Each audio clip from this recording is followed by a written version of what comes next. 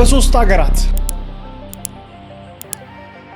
The United States, Canada and Mexico. 16 ስቴዲየሞች 48 ቡድኖች የሚፋለሙበት የፊፋ የ2026 የዓለም ዋንጫ ላይ ያሉትን ያልጠበቃችኋቸውን አስገራሚ ቴክኖሎጂዎች በዛሬ ቪዲዮ ላይ ይዤላችሁ መጥቻለሁ። Get ready for the greatest FIFA World Cup ever. እንግዲህ AI የዚህ ዓለም ዋንጫ ላይ እንዴት የተጠቀሙት እንደሆነ አስመለክታችኋለሁ። The FIFA World Cup, football's ultimate prize. And in the simplest of terms, it can tell us what the ball is doing in a 3D space. ፊፋ እንግዲህ ከሌኔቮ ጋር የቴክኖሎጂ ፓርትነር አድርጎት የምትመለከቷቸውን አስደናቂ ነገሮች ኳሱን ጭምር ቺፕ ተገጥሞበት እንዴት ኦፍሳይድን እንደሚቆጣጠሩ እያንዳንዳቸው ተጫዋቾች ላይ እንዲሁም የዳኛውን ካሜራ ለስርጭት ስቴዲየሙን ለመቆጣጠር የተጠቀሟቸውን ያስደነገጡኝን ቴክኖሎጂዎች ስለዚህ ዓለም ዋንጫ አስመለክታችኋለሁ። So it is a normal football, but this one has a sensor inside which is placed opposite the valve. የተመለከታችሁ ያላችሁት የጆኤል ተላርጊ የቴክ ሪቪው ፕሮግራማችንን ነው። እንግዲህ እንኳን ወደ ቻናላችን በሰላም መጣችሁ። እንደዚህ አይነት አስደናቂ የቴክኖሎጂ ሐሳቦችን በዚህ ቻናል ላይ እናንጸባርቃለን። ከወቅታዊ ሁኔታዎች ጋር ደግሞ ስለ ዓለም ዋንጫ በጣም ብዙ ሰዎች የሚከታተሉት ፕሮግራም ነው። በጣም ብዙ ሰዎች የሚወዱት የማን ደጋፊ ናችሁ? ማን ይሄን ዋንጫ ቢያሸንፍ ደስ ይላችኋል? በተጨማሪ ደግሞ የተመለከታችኋቸው እኔ ያላየኋቸው ያስገረማችሁ ቴክኖሎጂ ምን አለ? እኔ እንግዲህ ከሁሉም ያስገረመኝ ኳሱ ትራዮንዳ ይሰኛል። ትራዮንዳ ማለት እንግዲህ ይሄ ዓለም ዋንጫ የሚዘጋጀው በሶስት ሀገራት ነው ብያችኋለሁ፣ በ16 ስቴዲየሞች ውስጥ። ታዲያ ሜክሲኮ፣ ካናዳ እንዲሁም ዩናይትድ ስቴትስ ኦፍ አሜሪካ አንድ ላይ በመሆን ስለሚያዘጋጁት ትራዮንዳ ተብሏል ኳሱ ማለት ነው። አነጋጋሪ የነበረውን የ2010ን የደቡብ አፍሪካ የዓለም ዋንጫ ላይ ጃቡላኒን ታስታውሱታላችሁ። ኳሱ በጣም አነጋጋሪ ሆኖ ነበር በተለያዩ ምክንያቶች። የአሁኑ ኳስ ደግሞ እጅግ የሚያስገርመው ትራዮንዳ ቺፕ ተገጥሞበታል ማለት ነው። ከዚህ በፊት እንግዲህ ኦፍሳይድን ለመቆጣጠር የሚጠቀሟቸው የተለያዩ ቴክኖሎጂዎች ነበሩ። አሁን ያ ቺፕ ይናበባል ማለት ነው። ተጫዋቾቹም እያንዳንዳቸው ዲጂታሊ ስካን ተደርገው ሙሉ ሰውነታቸውም ወደ ኤአይ ይላካል ማለት ነው። እንግዲህ ኤአይ ምን የማይሰራው ነገር አለ ብትሉኝ፣ አንድ ቡድን ለምሳሌ 48ቱን ቡድኖች እካሌ የሚባለው ተጫዋች የባለፈው ጨዋታ ላይ እስቲ እንዴት ነበር ፐርፎርማንሱ፣ እንዴት ልከላከለው ቢሉት ወዲያውኑ በሰከንዶች ውስጥ መረጃ ጣጣ አድርጎ ይሰጣቸዋል ማለት ነው። እንግዲህ ሌኔቮ ነው የቴክኖሎጂ ፓርትነር ከፊፋ ጋር እጅግ አስገራሚ ሆኖ አግኝቼዋለሁ። እያንዳንዳቸውን እንግዲህ በምዕራፍ ከፋፍዬላችኋለሁ። ወደ ቪዲዮአችን ንግባ። ሀሳብ አስተያየታችሁን በኮመንት አስቀምጡልኝ። ይመቻችሁ።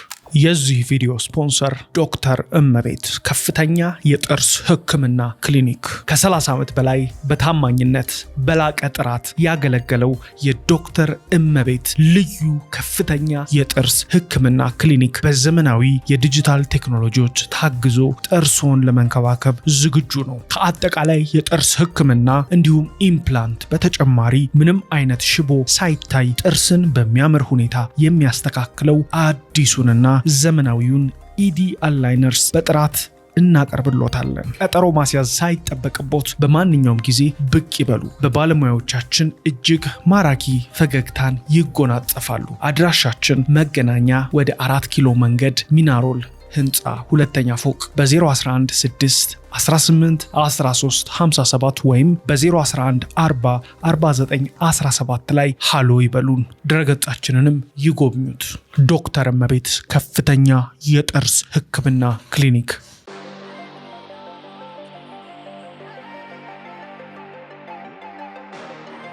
ምዕራፍ 1 የመክፈቻ ታሪክ እንዲሁም የስቴዲየሞች ምህንድስና በዓለም ዋንጫ ምን ይመስላሉ የሚለው ነው።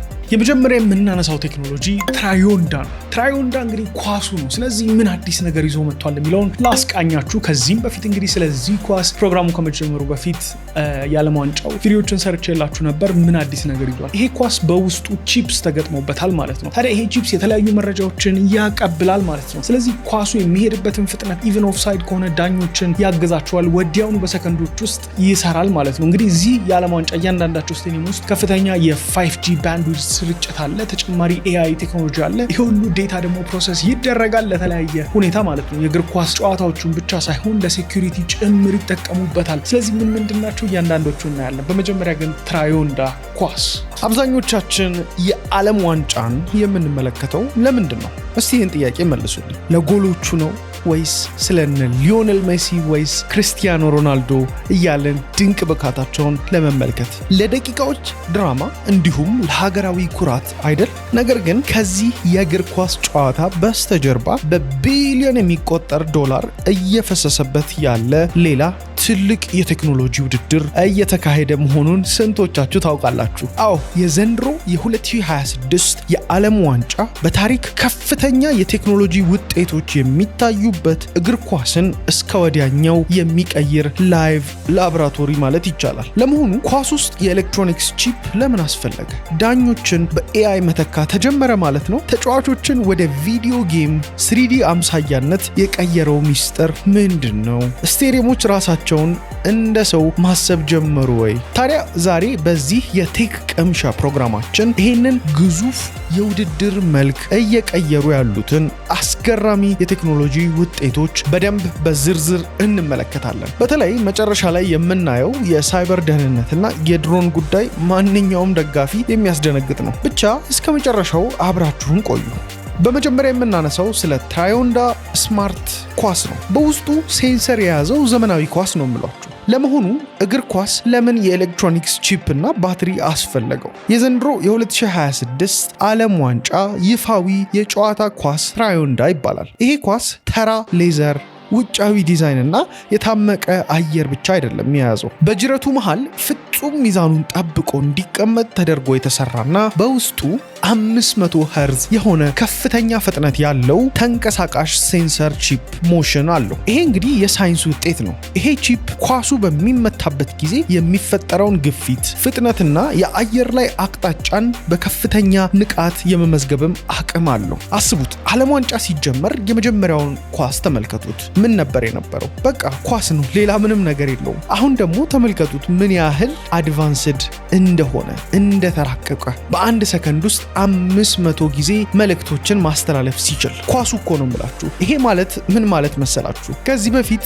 ዳኞችና የሜዳ ዳርቻ ካሜራዎች ኳሱን በሰዎች የአይን እይታና በቪዲዮ ክሊፖች አማካኝነት ነበር የሚከታተሉት። አሁን ግን ኳሱ ራሱ መረጃዎችን በሰከንድ 500 ጊዜ በቀጥታ በስቴዲየሙ ዙሪያ ለተዘረጉ አንቴናዎችና ለቫር ክፍል ያስተላልፋል። ኳሱ በትክክል በአጥቂው እግር መቼ እንደተመታ፣ በግብ ጠባቂው እጅ የተነካችበትን ትክክለኛ ሚሊ ሰከንድና ተጫዋቹ ኦፍሳይድ መስመር ላይ በነበረበት ቅጽበት ኳስ መለቀቋን ወይም አለመለቀቋን በጥቃቅን ሰከንዶች ለይቶ ያውቃል ማለት ነው። ስህተት ቀረ እያልኳችሁ ነው። በእግር ኳስ ታሪክ ውስጥ የኦፍሳይድ ውሳኔዎች ብዙውን ጊዜ በሚሊ ሰከንዶች ልዩነት ምክንያት ትልቅ ውዝግብን ሲያስነሱ ኖረዋል። አንድ አጥቂ 1 ሴንቲሜትር ቀድሞ በመገኘቱ ወይም አለመገኘቱ የጨዋታውን ውጤት ሙሉ በሙሉ ሊቀይረው ይችላል። ይሄ ስማርት ኳስ ለቫር ዳኞች ፍጹም ትክክለኛ የጊዜ መለኪያ ወይም ታይም ስታምፕ በመስጠት የሰውን አይን ሊደርስበት የማይችለውን ጥቃቅን የኳስ ንክኪ ቅጽበት ለይቶ በማሳየት የዘመናችን ትልቁ የስፖርት መፍትሄ ሆኗል። ታዲያ ይሄ እጅጉን አያስገርምም ወይ? ስለዚህ ትራዮንዳ ኳስ ከዲዛይኑ ጀምሮ ስለ ቴክኖሎጂው እስቲ ያላችሁን ሐሳብ አስተያየት በኮመንት አጋሩኝ። የኳሷን ዲዛይን እንዴት ተመለከታችኋት? ሌላኛው ሁለተኛው አስገራሚ ቴክኖሎጂ አድቫንስድ ሴሚ አውቶሜትድ ኦፍሳይድ ቴክኖሎጂ ነው። ይሄ ማለት እንግዲህ በኤአይ የታገዘ የኦፍሳይድ ቴክኖሎጂ ነው። እንግዲህ ኦፍሳይድ እግር ኳስ ላይ ታውቁታላችሁ፣ አንዳንድ እጅግ ያወዛግባል። እንግዲህ ሜዳ ላይ የምትመለከቷቸው የመሃል ዳኛ አለ፣ በክንፍ በኩል ደግሞ የሚሆኑ ሌሎችም ተጨማሪ ዳኛዎች አሉ። እነሱ ያስቆማሉ። ነገር ግን አሁን በካሜራ እየታገዙ ገብቷል አልገባም የሚለውን እየለኩ ነበር። አሁን ግን ኳሷ ራሱ መወሰንም ትችላለች። በውስጡ ያለው ሴንሰር ወዲያውኑ መረጃዎችን ጭምር ስለሚያቀብሉ። ከዚህም በተጨማሪ ወደ በኋላ የሚመጣላችሁ ደግሞ ተጫዋቾቹ ራሳቸው ሙሉ በሙሉ ዲጂታሊ ስካን ይደረጋሉ። ይሄም ትልቅ እገዛን ያደርጋል።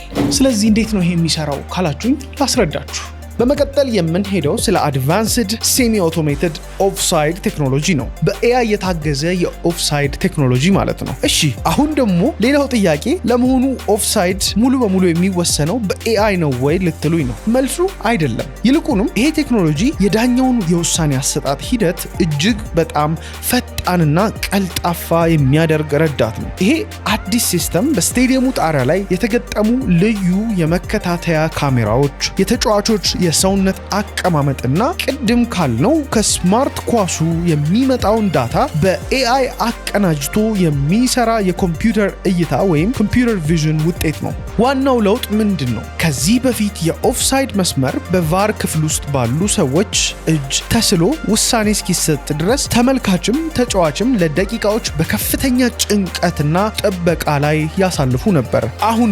አሁን ግን ግልጽ የሆኑ የኦፍሳይድ አቀማመጦችን በኤአይ በሰከንዶች ውስጥ አሰላልቶ በቀጥታ በሜዳ ላይ ላሉት ዳኞች በፍጥነት ያሳውቃል። በቃ ሲስተሙ ኳሱ በተመታችበት ቅጽበት የተጫዋቾችን አቀማመጥ በራስ በመስራት ያረጋግጣል። ይሁንና ይሄ ሲስተም ከፊል ራስ ገዝ ወይም ደግሞ ሴሚ አውቶሜትድ የተባለበት ምክንያት የራሱ ሚስጥር አለው። አንድ ተጫዋች በኦፍሳይድ ቦታ ላይ ሆኖ ጨዋታ ውስጥ ጣልቃ መግባት፣ የተጋጣሚን ግብ ጠባቂ እይታ መጋረድም ሆነ ኳስን ሳይነካ ለመጫወት መሞከር ያሉ ውስብስብ የእግር ኳስ ትርጓሜዎች አሁንም ሰብአዊ ዳኞች ራሳቸው ናቸው የሚወስኑት ማለት ነው። ኤአይ ህጎቹን ተከትሎ መረጃውን ብቻ ያቀርባል እንጂ የመጨረሻውን የውሳኔ ፉጨት አይነፋም። ባጭሩ ኤአይ ዳኛውን አይተካውም፣ የተሻለ እይታ ግን ይሰጠዋል ነው የሚባለው። ወደፊት ግን ዳኞቹን ስላለመተካቱ ምንም አይነት የቀረበ ማረጋገጫ የለም ብዬ ደመድመዋለሁ። እንዴት ተመለከታችሁት?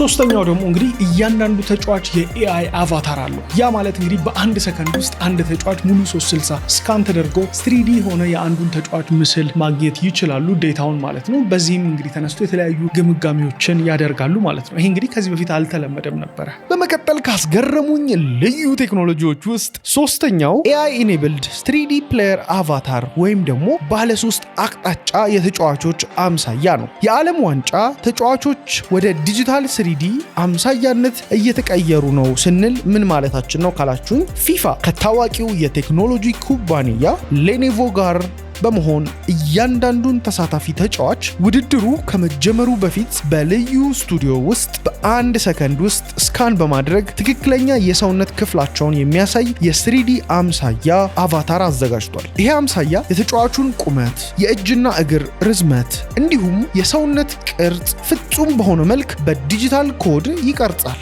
ይሄ ለምን አስፈለገ? በኦፍሳይድ ውሳኔ ወቅት የተጫዋቹ ትከሻ፣ እግር፣ ጉልበት ወይም ራስ ቀድሞ መስመር ማለፉን በትክክል ለመለየት ተራ ባለ 2 አቅጣጫ ወይም 2D ምስል መመልከት ለደጋፊውም ሆነ ለዳኞች ሁልጊዜ ግልጽ ላይሆን ይችላል። ካሜራዎች በተቀረጹበት አንግል ምክንያት የምስል መደራረብ ሊፈጠር ስለሚችል ነው። ይሄ ታዲያ ምናባዊ የ3D አምሳያ ግን የተጫዋቾቹን ትክክለኛ የሰውነት ጂኦሜትሪ ስለሚይዝ ሲስተሙ በተጫዋቾች መሃል መጋረድ ቢኖር እንኳን የትኛው የሰውነት ክፍል የት እንደነበር በትክክል እንዲከታተል ያስችለዋል። በስርጭት ወቅት ታዲያ ይሄ ቴክኖሎጂ ለተመልካች አስደናቂ እይታን ይፈጥራል። አንድ ውሳኔ ከተሰጠ በኋላ የቴሌቪዥን ስርጭቱ ተጫዋቾችን ልክ እንደ ቪዲዮ ጌም ወደ 3D ምስል በመቀየር ውሳኔው የተላለፈበትን ትክክለኛ መስመር በተለያየ አንግል እያዞረ ያሳያል። ታዲያ በዚህም ምክንያት ተመልካቹ እንዴት ኦፍሳይድ ሆነ ብሎ ከጓደኞቹ ጋር አይጨቃጨቅም። በትክክል የትኛው የሰውነት ክፍል ቀድሞ መስመር እንደጣሰ በግልጽ ይመለከታል። እንዴ እነዚህ ሁሉ ቴክኖሎጂዎች እንግዲህ በዚህ ዓለም ዋንጫ ላይ እየተመለከትናቸው ያሉ አስደናቂ ቴክኖሎጂዎች ናቸው። አራተኛው አስገራሚ ቴክኖሎጂ የዳኛው ካሜራ ነው። እንግዲህ የሬፈሪ ቦዲ ካሜራ ነው። ከዚህ በፊት እንግዲህ ዳኛው እየሮጠ ነው የሚንቀሳቀሰው። ሌሎች ውድድሮችን ብናይ እንግዲህ ቤዝቦል እያልን ብንመለከት እዛ ላይ እንግዲህ እንቅስቃሴ የላቸውም ዳኞቹ ብዙም። እዚህኛው ላይ ግን እጅግ በጣም እንቅስቃሴ ነው ያለው። ስለዚህ የሱን ቪዲዮ መመልከት እንዲሁም ላይቭ ስትሪሙ ላይ ማስገባት ደግሞ እጅግ ውስብስብ የሆነ ቴክኖሎጂ ይጠይቃል። ላይቭ ስትሪም ስታደርጉ እንግዲህ ተለቅ ያሉ አንቴናዎችን እንዲሁም ኬብሎች ጭምር ሊያስፈልጋችሁ ይችላል። አሁን ላይ ይጠቀሙ ያሉት እንግዲህ 5G በደንብ ጠንካራ የሆነ እንዲሁም AI ደግሞ ዴታዎችን አናላይዝ ለማድረግ ነው። ላይቭ ፊድ የዳኛውን ከዛች ካሜራ ላይ ቀጥታ ደግሞ ወደ ቀጥታ ስርጭት ማስገባት እጅግ ከባድ ነው ማለት ነው። ስለዚህ ይሄንንም እንግዲህ የፊፋ ፓርትነር የሆኑ ሌኔቮ እንግዲህ እጅግ ከባድ ስቴቢላይዘርን እዚህ ካሜራ ውስጥ እንዳስገባበት ለውሳኔዎችም እጅግ እንደሚቀላቸው ተናግረዋል። ይህንን የካሜራ ቪው ደግሞ ስቲቭ ተመልከቱት፣ ምን እንዳለው እንመልከት። ሀሳብ አስተያየታችሁን አስቀምጡልኝ። የዓለም ዋንጫው እንዴት እየተመቻችሁ ነው? ታዲያ በአራተኛነት የምናነሳው የሬፍሪ ቦዲ ካሜራ ወይም ሬፍ ካሜራ የተሰኘው የዳኞችን የሰውነት ካሜራ ነው። ይሄ ቴክኖሎጂ ደጋፊዎች ጨዋታውን የሚያዩበትን መንገድ ሙሉ በሙሉ ይለውጠዋል። አሁን ዳኞች በደረታቸው ላይ ልዩና ቀላል ካሜራ አጥልቀው ወደ ሜዳ ይገባሉ። ይሄ አሰራር ሬፍሪ ቪው ይባላል። ይሄ ካሜራ ጨዋታውን ከተመልካች ቪው ውጪ ወይም በሜዳው መሃል ባለው ዋና ባለስልጣን እይታ ውስጥ ምን እንደሚመስል በቀጥታ ለዓለም ያሳያል። ይሄ ቴክኖሎጂ በ2025ቱ የፊፋ ክለቦች የዓለም ዋንጫ ላይ በከፊል የተሞከረ ሲሆን ሌኔቮ ባዘጋጀው የላቀ የኤአይ ማረጋጊያ ወይም ስቴቢላይዜሽን አልጎሪዝም አማካኝነት ዳኛው በከፍተኛ ፍጥነት በሚሮጥበት በሚዞርበትና አቅጣጫ ድንገት በሚቀይርበት ጊዜ እንኳን የምስሉ መናወጥና መጋረድ እስከ 50% እንዲቀንስ ተደርጓል። ይሄ ማለት ታዲያ ተመልካቹ የሚመለከተው ምስል ልክ እንደ ፊልም ምንም አይነት ብዥታ፣ ምንም አይነት መንገጫገጭ ሳይኖር እንዲመለከት ያስችለዋል ማለት ነው። እንግዲህ ከቤታችን ሆነን በቴሌቪዥን ጨዋታን መዳኘት በጣም ቀላል ይመስላል። እንዴት ይህንን ጥፋት አያይም ብለን እንጮሃለን። ነገር ግን በዳኛው ካሜራ ስናየው ጨዋታው ምን ያህል ፈጣን እንደሆነ፣ ተጫዋቾች በዙሪያው ምን ያህል እንደሚጨናነቁ እናም ውሳኔዎች በሰከንዶች ክፍልፋይ መወሰን ምን ያህል ከባድ እንደሆነ ትረዳላችሁ። ይሄ ቴክኖሎጂ ተመልካቹን ከተራ ተመልካችነት አውጥቶ በሜዳው ስሜትና ውጥረት መሃል በቀጥታ ይከተዋል። አዎ እጅግ አስገርሞኛል። ሌላኛው ደግሞ ፉትቦል ኤአይ ፕሮ የሚሰኝን አዲስ ቴክኖሎጂ ለ48ቱም ዓለም ዋንጫ ላይ ላሉ ቡድኖች አስታጥቀዋል ማለት ነው። እንግዲህ ይሄ የሚያስደነግጥ ነው። ጌም ነው የሚመስለው። ምን ማለት መሰላችሁ? በመጀመሪያ እያንዳንዱ ቡድን ከዚህ በፊት ተጫዋቾች ፔናልቲን እንኳን ብንመለከት የትኛው ተጫዋች ፔናልቲን በየት በኩል መጥቷል፣ ምን ያህል ስቷል የሚሉትን መረጃዎች እያጣሩ ቪዲዮዎችን እየተመለከቱ ነው። እድሜ ለኤአይ አሁን በአንድ ሰርች እዛው የተገጠመላቸው ሌኔቮ ባስታጠቃቸው የአርቲፊሻል ኢንተለጀንስ ቴክኖሎጂ ይሄ ተጫዋች በምን ያህል ጊዜ ምን አድርጓል፣ በየት በኩል አድርግ እያላችሁ በቀላሉ ትንታኔዎችን ማግኘት የሚያስችለን ቴክኖሎጂ 48ቱም ቡድኖች ታጥቀዋል። ውጊያው ጦርነቱም እንግዲህ እግር ኳሱን በአርቲፊሻል ኢንተለጀንስ እየታገዘ ነው ማለት ነው። እጅግ አስገርሞኛል። ሌላኛው ደግሞ ፉትቦል ኤአይ ፕሮ የተሰኘ የቡድኖች የኤአይ አናሊስት ነው። እጅግ ያስገረመኝ ይሄ ነው። አሁን ላይ እኮ እያንዳንዱ የዓለም ዋንጫ ቡድን የራሱ የኤአይ እግር ኳስ ታክቲክ ተንታኝ አለው። እኛ እንግዲህ ቻት ጂፒቲ፣ ጄሚናይ እንደምንለው ሁሉ ፊፋ እና ሌኖቮ ፉትቦል ኤአይ ፕሮ የተባለ የጀነሬቲቭ ኤአይ እገዛ ለሁሉም የ48 አገር ተሳታፊዎች በነፃ እንዲዳረስ አድርገዋል። ይሄ መድረክ እጅግ ግዙፍ የሆነ የፊፋ የእግር ኳስ መረጃዎችን ዴታ በመያዝ ታክቲኮችን በጽሁፍ፣ በቪዲዮ፣ በግራፍ እና በ3D ምስል የመተንተን አቅም አለው። ይሄ ሲስተም በተግባር እንዴት ነው የሚሰራው ልትሉ ትችላላችሁ። በደንብ ልንገራችሁ። ለምሳሌ አንድ የቡድን አሰልጣኝ ወይም የታክቲክ ባለሙያ ሲስተሙን እንደዚህ ብሎ በጽሁፍ ወይም በድምጽ ራሱ እንደዚህ ብሎ መጠየቅ ይችላል። እስቲ ይሄ ተጋጣሚያችን በግራ መስመር በሚያጠቃበት ጊዜ የሚጠቀመው ዋናው ታክቲክ ምንድን ነው? ወይም እስቲ ባለፈው ጨዋታ ላይ የመሃል ሜዳችን ኳስ ያጣባቸውና ዞኖችና የተጋጣሚን የመከላከያ መስመር ክፍተት በቪዲዮ አሳየኝ ብትሉት ኤአዩ በሰከንዶች ውስጥ በሺዎች የሚቆጠሩ የቪዲዮ ክሊፖችን ፈልቅቆ ትንታኔውን ያቀርባል ማለት ነው።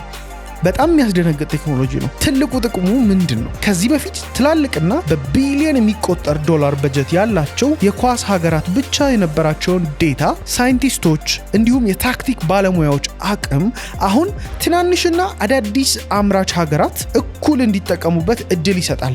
ይሄ ለሀገራችን ኢትዮጵያ ራሱ የስፖርት የእግር ኳሱን ሁኔታ በእጅጉ ለማሳደግ ይጠቅማል። ይሄን ሲስተም ከጨዋታ በፊትና ከጨዋታ በኋላ እንጂ በጨዋታ መሃል በቀጥታ በቤንች ላይ ሆኖ መጠቀም አይፈቀድም። አሰባችሁት ቢፈቀድ አሁን እንደዚህ እያደረገ ያለው ምንድን ነው ብትሉት ምን ያህል በቃ ኤአይ ኳስ ጨዋታን እንኳን እንደሚለውጠው እስቲ የእናንተን ሀሳብ አስተያየታችሁን በዚሁ አስቀምጡልን። በስድስተኛ ደግሞ ደረጃ የአርቲፊሻል ኢንተለጀንስ ብሮድካስት ቴክኖሎጂን በዚህ ዓለም ዋንጫ ላይ በስፋት እየተመለከት ነው ካለው ቴክኖሎጂ ውስጥ በዋነኝነት ነው። እንግዲህ ብሮድካስት እጅግ ሰፊ ነው። ከአንድ ቦታ የሚደረግን እግር ኳስ ጨዋታ በመላው ዓለም ላይ ለማስተላለፍ የሚደረገው ትግል በርካታ ዴታዎች ይኖራል። ያንን ለመጥለፍ የሚሞክሩ ይኖራሉ። አርቲፊሻል ኢንተለጀንስ ደግሞ ምን ያህል የተጠበቡበት እንደሆነ እንመለከታለን። በስድስተኛነት የምናነሳው የኤአይ ፓወርድ ብሮድካስት ኢንፍራስትራክቸር ነው። ታዲያ የኤአይ ስርጭት መዋቅር ማለት ነው። የዓለም ዋንጫ ስርጭት አሁን ተራ ካሜራዎች መትከልና ተንታኞችን ማስቀመጥ ብቻ አይደለም። ከጀርባው የማይታይ ግዙፍ የቴክኖሎጂ ክምችት ወይም ቴክ ስታክ ይገኛል። ሌኔቮ የፊፋ ይፋዊ የቴክኖሎጂ አጋር በመሆን ይህንን ግዙፍ የቀጥታ ቪዲዮ ስርጭት፣ የሬፍካም ምስሎች፣ የቫር ዳታዎች እንዲሁም የቀጥታ ስታቲስቲክስ በሰከንድ ውስጥ የኤአይ ሲስተሞችን ከትዕዛዝ ማዕከላት ሆኖ ያስተዳድራል። ይሄ መዋቅር በቢሊዮን የሚቆጠሩ ተመልካቾች በዓለም ዙሪያ ጨዋታውን ያለምንም መቆራረጥ ወይም ላግ እንዲከታተሉ የኤጅ ኮምፒውቲንግ ቴክኖሎጂን ይጠቀማል። ይሄ ማለት ምስሉ ከመሰራጨቱ በፊት በስቴዲየሙ አቅራቢያ ባሉ የኮምፒውተር ሰርቨሮች ላይ በኤአይ ተቀናጅቶ እንዲሁም ተስተካክሎ በፍጥነት ይወጣል ማለት ነው። እያንዳንዱ የጎል ድጋሚ ምስልና ስታቲስቲክስ ከጀርባው የማይታይ ትልቅ የኮምፒውተር መረብ ውጤት ነው። በተጨማሪም የኤአይ ሲስተሙ የትኞቹ የካሜራ አንግሎች ለተመልካች የበለጠ ማራኪ እንደሆኑ በራሱ በመለየት ለዳይሬክተሩ ጥቆማ ያቀርባል። ከዚህ በፊት ዳይሬክተሩ ነበረ እያየ ሁሉንም ስክሪኖች የትኛው ላይ በፍጥነት ካሜራ መቀየር እንዳለበት የሚወስነው። አሁን ኤአዩ ምልክት ይሰጠዋል፣ ዳይሬክተሩ ከፈለገ ይወስናል ማለት ነው። በአጭሩ እውነተኛው የዓለም ዋንጫ ውድድር በሜዳው ላይ ብቻ ሳይሆን በዴታ ማዕከላት ውስጥም ጭምር እየተካሄደ ነው። ቴክኖሎጂ እጅግ በአስገራሚ ፍጥነት ዓለምን እየተቆጣጠረ አኗኗራችንን እየቀየረው ይገኛል። ሌላኛው ግራ የገባኝ ደግሞ ኢመርሲቭ 3D XR ፋን ቪዊንግ የሚባል ቴክኖሎጂን እንደ ቢቢሲ እንግዲህ አንግል መርጣችሁ ጭምር የምትመለከቱባቸውን የእግር ኳስ እይታዎች እያስመለከቱን ይገኛሉ ማለት ነው። እንግዲህ ሁላችንም አንድ አይነት አንግል ነው የምናየው፣ ነገር ግን እኔ ከዛኛው አንግል ባይ ከበረኛው ከቶፕ እያላችሁ መምረጥ የሚያስችላችሁን ቴክኖሎጂም ጭምር እንደ ቢቢሲ አይነት አፖች ላይ እየተመለከትኩ ይገኛለሁ። እናንተስ እንግዲህ ከዓለም ዋንጫ ላይ የተመቿችሁ ፊቸሮች የትኛው ናቸው? በሰባተኛነት የማነሳው ኢመርሲቭ 3D XR ፋን ቪዊንግ የተሰኘውን በምናባዊ እውነታ ጨዋታን መመልከትን ነው። እግር ኳስን እንደ ቪዲዮ ጌም በቤታችሁ ሆናችሁ መቆጣጠር ብትችሉስ? አዎ፣ አንዳንድ ታዋቂ የስርጭት ጣቢያዎች ለምሳሌ ቢቢሲ በቤታ አፕሊኬሽኑ ደጋፊዎች በኤክስአር ኤክስቴንድድ ሪያሊቲ ቴክኖሎጂ አማካኝነት ጨዋታውን በአዲስ መልክ እንዲያዩት እያደረጉ ነው። ይሄ ቴክኖሎጂ የቀጥታ ስርጭቱን ከተጨማሪ የዲጂታል መረጃዎች ጋር ያዋህደዋል። ምን ማለት እንደሆነ ልንገራችሁ። ይሄ ማለት ታዲያ አንድ ተመልካች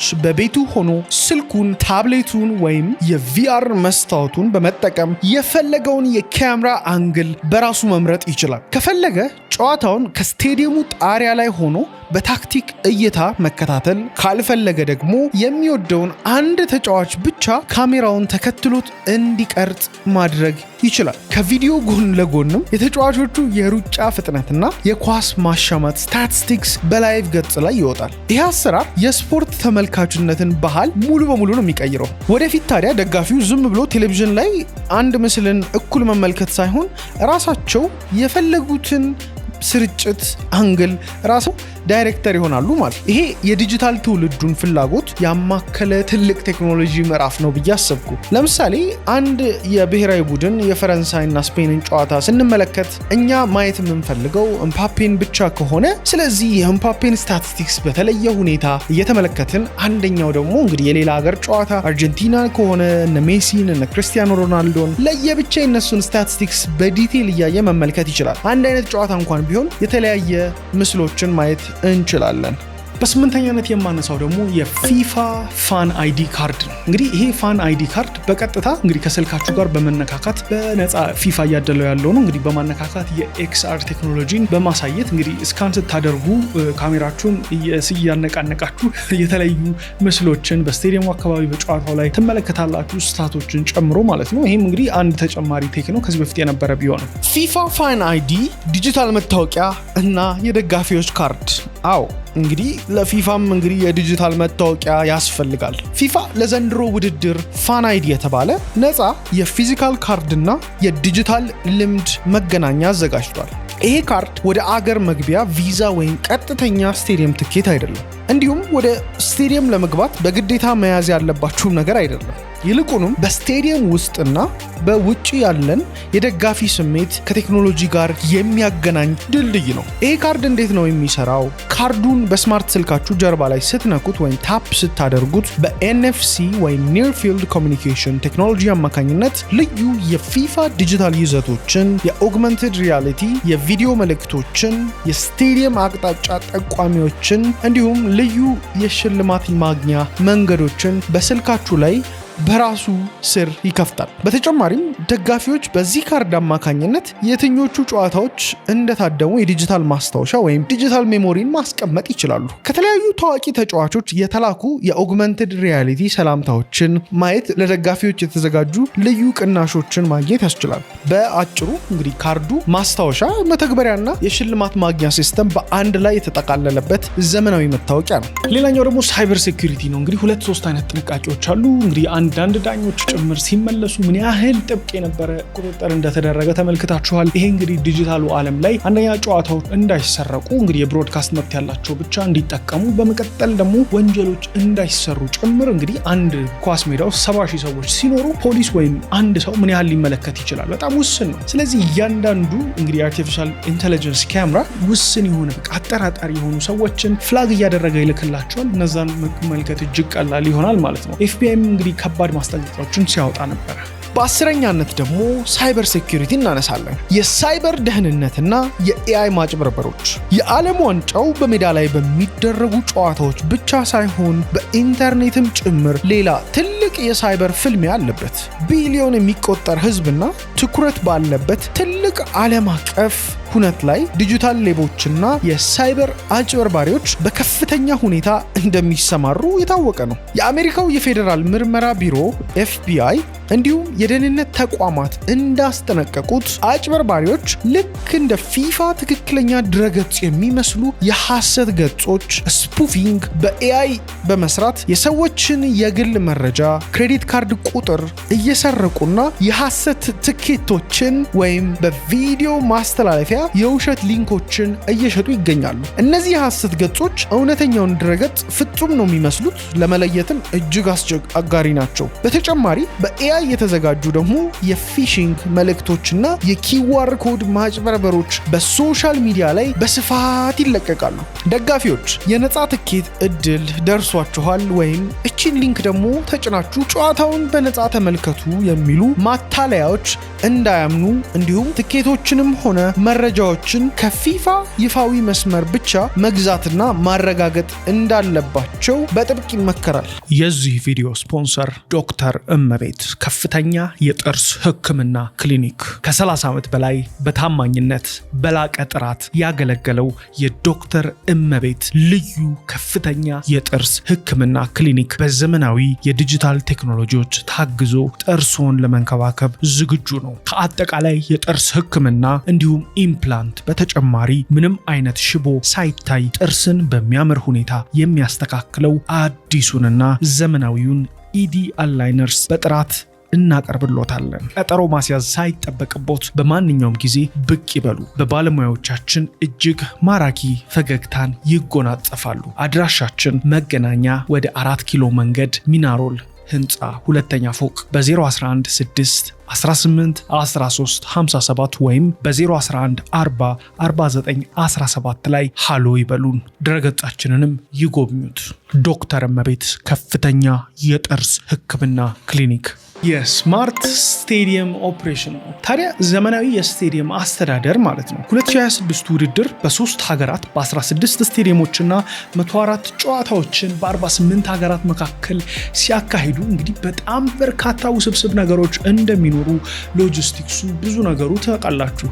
ይህንን ደግሞ እንዴት እንደሚያስተዳድሩት የተመለከትኩበት ቴክኖሎጂ ነው። ሌላኛው ደግሞ ኳታርም ልታስተዋውቀው የሞከረችው አሁን ላይ እንግዲህ ከክላይሜት ቼንጅ ጋር ተያይዞ የስማርት ሰስቴናቢሊቲ ስቴዲየሞችን ነው። እንግዲህ ኳታርም እንደሞከረችው እንግዲህ ሰስቴናብል ለመሆን ከክላይሜት ቼንጅ ጋር እንዴት ኢፌክቲቭ መሆን እንችላለን ነው። እንግዲህ ስቴዲየሞቻቸው ላይ ሶላር ፓናሎችን በመግጠም እንግዲህ እዛ ውስጥ የሚያስፈልጓቸው ኤሲ ኤር ኮንዲሽኒንግ ዩኒቶችን ጭምር እንዴት ሰስቴናብል ማድረግ እንደሚችሉ እንግዲህ የተለያዩ ስቴዲየሞች በዚህ መልክ እንግዲህ ኃይል ቆጣቢ ለመሆን ሲሞክሩ ታይተዋል። ነገር ግን በጣም በሚያስገርም ሁኔታ ኤአይ ኃይል ቆጣቢ አይደለም። እንግዲህ አንድ ሰርችን ለማድረግ እጅግ ውድ ነው ታውቃላችሁ። ጉግል ሰርች በምታደርጉበት ሰዓት የሚያስከፍላችሁ በአቨሬጅ ይሄን ያክል ያክል አማውንት ነው። ነገር ግን አንድን የኤአይ ሰርች ብታደርጉ ChatGPT፣ Gemini፣ DeepSeek የፈለጋችሁት ጋር ይሄንን ያክል ያስከፍላችኋል ማለት ነው። ከዚህም ጋር ተያይዞ በርካታ የውሃ ፍጆታ፣ በርካታ ኤሌክትሪሲቲ ሪሶርስን ይፈጃል ማለት ነው። እንግዲህ ይሄ ሁሉ እስካሁን የመጣናቸው የኤአይ ቴክኖሎጂ ተጠቅመዋል ማለት የቀረውን ግን ትንሹ ስቴዲየሙ አካባቢ የተደረጉ ኃይል ፍጆታ መቀነሻ መንገዶች ቢበረታቱም ነገር ግን ኤአይን በመጠቀማቸው ብቻ ያንን ያጣፋል ማለት ነው። እጅግ ከባድ ነው። ኤአይ የሚወስደው ፓወር ኮንሰምፕሽን በኒውክሌር አቅም ካልሆነ እጅግ ከባድ ነው። ቢካዝ ዓለም ወደፊት ኤአይ ላይ ዲፔንድ የምታረግ ከሆነ አሁን ያለን የኢነርጂ አቅርቦት ብቻውን በቂ ሊሆን አይችልም። ያ ማለት እንግዲህ ከጊዜ ወደ ጊዜ ለኤሌክትሪክ ክፍያ የምንከፍላቸው ወጪዎችም ከፍ እያሉ እየናሩ ይመጣሉ ማለት ነው። የስቴዲየም ኦፕሬሽን ነው እንግዲህ ዘመናዊ ስቴዲየም አስተዳደር በዚህ የ2026 ውድድር በ3 ሀገራት በ16 ስቴዲየሞች እንዲሁም በ104 ጨዋታዎች የሚካሄድ በመሆኑ አጠቃላይ ዝግጅቱን ስራውን ማስተናገድ እጅግ ውስብስብ ምህንድስና ይጠይቃል። በዚህም ምክንያት ዘመናዊ ስቴዲየሞች አሁን ተራ የኮንክሪት ስብስብና የወንበር ክምችት መሆናቸው አብቅቷል እያልኳችሁ ነው።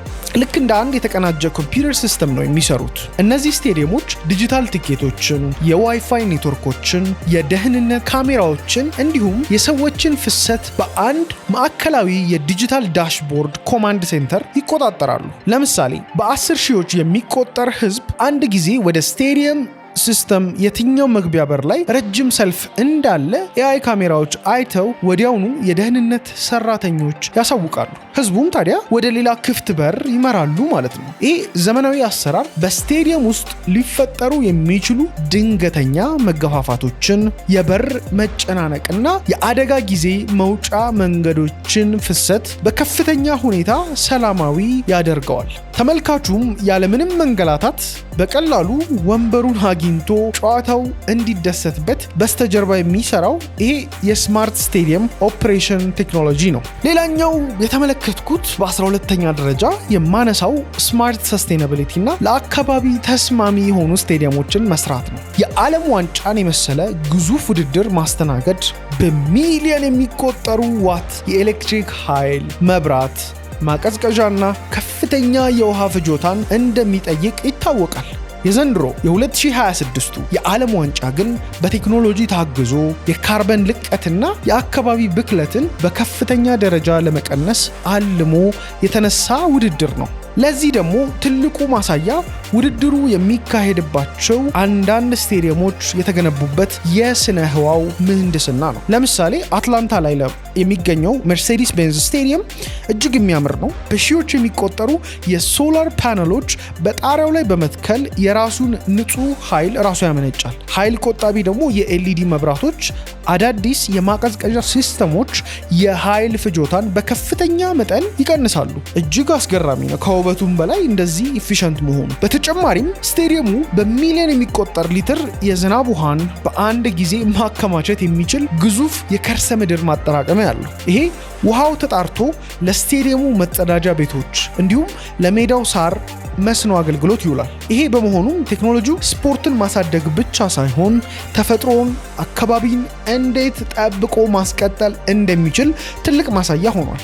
ይሄ በተለይ ወደ ሀገራችንም ቢመጣ እጅግ ጠቃሚ ነው። ታዲያ የዛሬው የቴክ ቅምሻ ፕሮግራማችንን እንዴት ተመለከታችሁት? ምን አሳየን? ታዲያ ይሄ የዓለም ዋንጫ የ2026 በአሜሪካ፣ በካናዳ እና በዩናይትድ ስቴትስ የተደረገው ተጫዋቾች የሚፋለሙት ሜዳ ውስጥ ያለው ፍልሚያ ብቻ ሳይሆን ቴክኖሎጂ እንዴት እንደሚያግዛቸው ከጊዜ ወደ ጊዜ ደግሞ 4 ዓመት ነው የሚዘጋጀው በየ4 ዓመት ልዩነት። ስለዚህ በየ4 ዓመት ልዩነት አስደናቂ የሆኑ ረቂቅ ቴክኖሎጂዎችን ጭምር የምንመለከትባቸው ውድድሮችን በዓለም ላይ የተመለከትንባቸው ዓለም ዋንጫዎች ናቸው። እንግዲህ የተለያዩ በግርምት የምንመለከትበት ቴክኖሎጂዎች ያሉበት ክስተት ነው። እንዴት ተመለከታችሁት? ጆኤል ተላርጊ ነኝ። የቴክ ሪቪው ፕሮግራማችን ላይ ተገኝታችሁ ስትኮመኩሙ የነበረው እንግዲህ በዓለም ዋንጫ ላይ የተመለከትኳቸውን አስገራሚ ቴክኖሎጂዎች ነበረ። ኤአይ እንዴት አያችሁት? በዛሬው ቪዲዮ እንግዲህ ይህንን ይመስላል። በቀጣይ እስከምንገናኝ ድረስ መልካም ቆይታ።